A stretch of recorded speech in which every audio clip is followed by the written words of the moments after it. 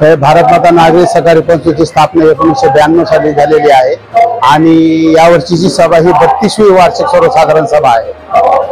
1992 साली सर्व जिवलग मित्रांनी एकत्र येऊन ही भारत माता नागरी पतसंस्था ही केवळ 25,000वर ही चालू केलेली आहे।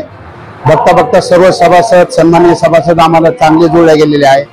त्याच्यानंतर सर्व संचालक आपल्या इमानदारीने मेहनतीने तसेच व्यवस्थापक सुद्धा प्रामाणिकपणे कार्य केल्यामुळे त्याची पावती म्हणून आम्हाला आज हे 32 वर्ष झालेली आहे।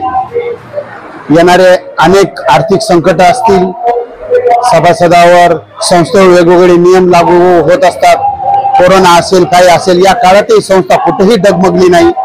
सभासद सुद्धा वेळोवेळी आम्हाला सहकार्य केलेले आहे। जे सभासद थकील असतील त्यांनी सुद्धा फोन केला की आपली जी अमाउंट आहे ते स्वतः येऊन भरतात। त्यामुळे सतत संस्थेची ही वाटचाल प्रगतीकडे चालू आहे। 32 वर्षात पदार्पण करताना यासोबतच आमचं सामाजिक कार्य सुद्धा आहे।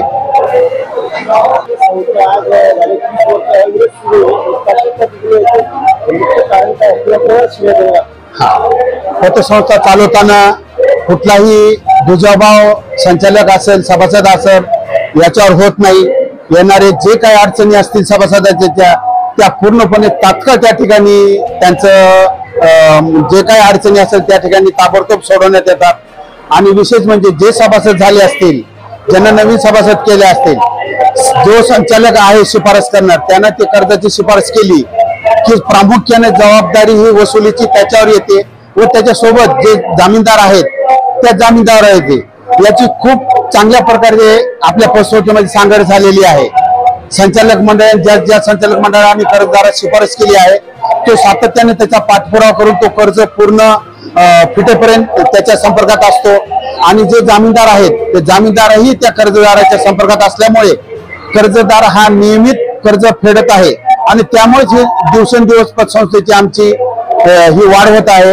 आणि येणाऱ्या आर्थिक अडचणी सभासदाला अनेक अडचणी येतात, कुणाला घर घ्यायचं असेल, कुणाला प्लॉट घ्यायचा असेल, कुणाला घरामध्ये बांधकाम करायचं असेल, वैवाहिक अडचणी असेल, वैद्यकीय सेवा असेल, अशा ज्या काही अडचणी असेल त्या अडचणीला तात्काळ या ठिकाणी सातत्याने सेवा पतसंस्थे संचालक मंडळ पतसंस्था देत असते व त्यासाठी सभासद सुद्धा आम्हाला 100% सहकार्य करत असतात।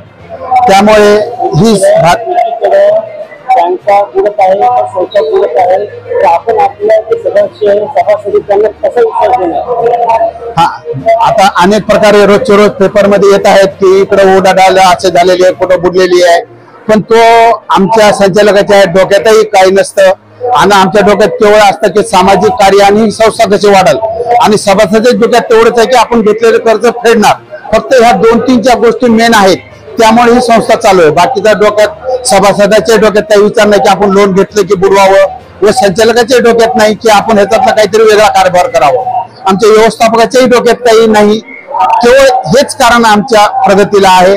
त्यामुळे आमची सातत्याने प्रगती होत आहे। सभासदांना एकच आता सांगणं आहे की बाबा तुम्ही ज्यांना सभासद झालात तो सभासदाकडे सातत्याने लक्ष ठेवणे, त्याची कर्ज फेड होईपर्यंत आणि घेतलेले कर्ज हे नियमित भरा, बाकी काहीच नाही। संस्था ही खूप चांगली चालणार आहे। सगळेजण भारत मातेचे घरगुती सभासदच आहे आमचे सगळे। हे भारत माता कौटुंबिक पतसंस्था आहे। या झाले मारुती नारायणराव फुलारे।